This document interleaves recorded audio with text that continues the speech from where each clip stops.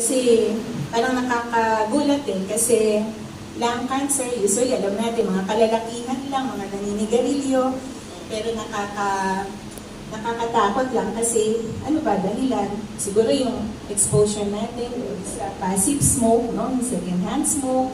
Marami na rin po sa mga kababaihan din kasi ngayon ang naninigarilyo, no? So mga exposure natin sa mga carcinogenic. Ang sigarilyo, napakaraming hundreds ang toxins o components ng isang sigarilyo na nagpo-cause ng cancer. So malanghap mo lamang yung usok niyan talagang delikado.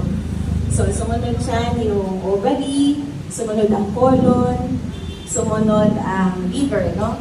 So next slide. So punta tayo sa mga breast cancer facts, no? The most commonly diagnosed cancer in women, and it is the second leading cause of cancer death among women worldwide.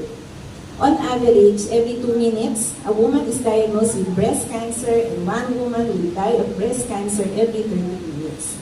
Death rates are declining, bumababa. Bakit? Kasi because of early detection, sabi nga, mas maagang matuklasan, mas maagang maagapan ang mga komplikasyon o pagkalat ng cancer. Next slide. So, yun nga po, no, dito sa diagram na ito, 1 of 10 to 13 women may have developed breast cancer. So, dito sa baba, makikita natin yung diagram ng kumbaga stages ng breast cancer. No? So, yung una, may isa lang siyang maliit na tumor,